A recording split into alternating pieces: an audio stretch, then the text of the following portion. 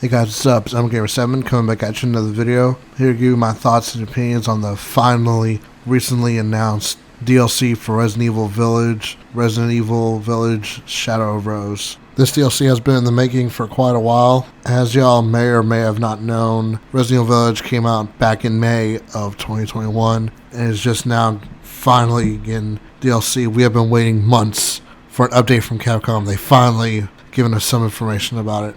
This DLC drops October 28th of this year, and as a side note, if you haven't purchased the game, you can choose to either the DLC or the recently announced Resident Evil Village Gold Edition, which also drops on the same day, so you have options. And it will include the DLC on the Gold Edition. So the first thing that you get with this DLC is they are now adding 3 new characters for the Mercenaries mode of the game. Mercenaries mode is a mode that was first introduced back in Resident Evil 4, and it became really popular and has become a staple, being added on to every mainline Resident Evil game ever since. Mercenaries mode is just a mode where you pick a character, pick a map, and you're supposed to survive multiple waves of enemies until the clock runs out and you try to get the high score. The 3 new characters that have been introduced are Chris Redfield, Carl Heisenberg, and Lady Dimitrescu. I think it's going to be fun playing as Chris. I had a fun time playing as him towards the end of the game. It's going to be pretty cool walking around like a badass with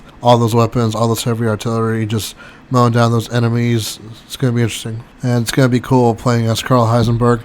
I actually liked him as a villain. I thought he did a good job. And it's going to be cool like walking around swinging that hammer. And plus, it's going to be interesting to play as Lady Dimitrescu. I know she became real popular with the fan base when the game came out, and I know a lot of people are going to appreciate playing as her, and it's going to be interesting to see what she can do in the Mercenaries mode, battling against all those enemies. Now, the next thing you get in this DLC is now you'll have the opportunity to play the whole game in its entirety in third-person mode. And I think it will be interesting to replay this game in third-person mode. It will certainly give the game a new perspective. You may or may have not know this, but Resident Evil Village was heavily influenced by Resident Evil 4. And the fact that now soon you will be able to play this game in third-person mode, just like how Resident Evil 4 was. Hey, the more the merrier. The more it's like Resident Evil 4, I don't consider that a bad thing. Resident Evil 4 is one of the greatest games of all time, and certainly one of my most favorite games of all time as well. As a side note, you will have to purchase this DLC to play the game in third-person mode. And that's a little disappointing because I felt like Capcom should have just released like a free patch, giving you the option to play the game in third-person mode, or at least release it for just $1 and not put it behind a DLC paywall. And if you have a PC, thanks to mods, you can actually play this game right now in third-person mode. Okay, now we're going to finally talk about the story DLC, Shadow of Rose. Full warning, if you have not played the game yet, stop this video right now because I will be spoiling the game's ending. So it seems like the DLC takes place immediately after the game's ending. It has been 16 years since Ethan Winters has passed, and Rose, his daughter, is now 16 years old, and you will get to play as her. The DLC seems to look like it's going in the supernatural direction. We are a long way from viruses and zombies, and hey, I'm okay with that as long as the product is good, and I'm sure it will be.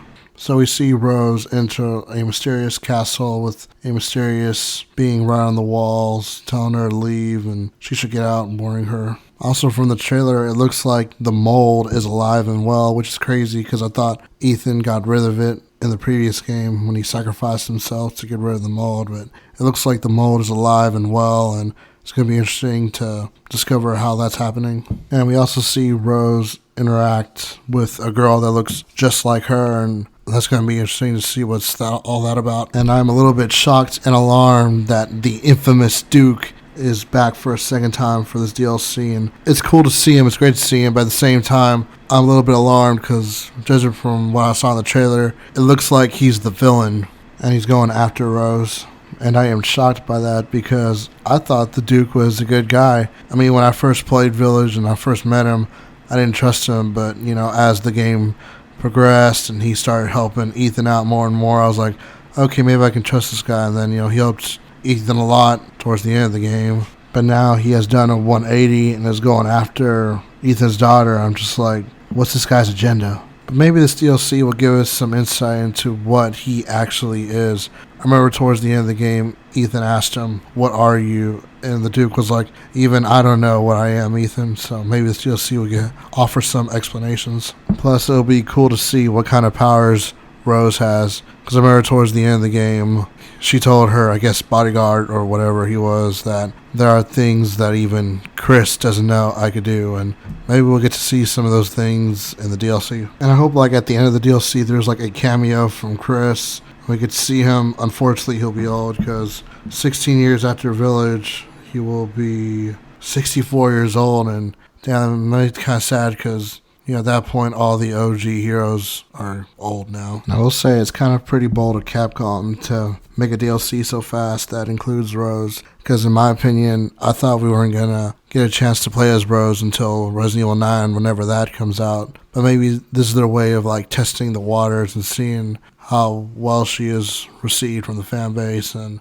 if it does well, maybe, like, they'll decide, okay, she'll be the next main character for Resident Evil 9. But I am just a little disappointed that the DLC is not going to explain what happened to Chris Redfield. Because, like, towards the end of Village, there's a scene where Chris's soldiers, like, find a dead body, dead BSA agent. Like, they take off his mask and it's revealed to be, a bioweapon.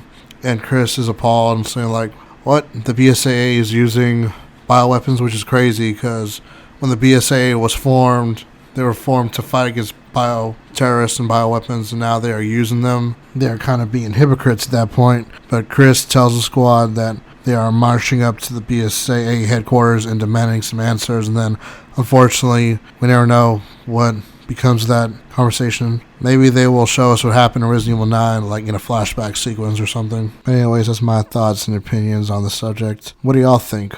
Are y'all ready for this DLC? I know I am, and shameless plug, I will be streaming the DLC when it comes out. Check out my Twitch channel if y'all want to. Link in the description. If you like this video, make sure you give it a like and consider subscribing down below. And be on the lookout for my next video. I'll be giving you my take on the Last of Us 1 remake recently announced for PS5. It's me, EmberGamer7. Hope you guys have a great day, and I'll see you guys later. Hope you have a great 4th of July. Alright, bye.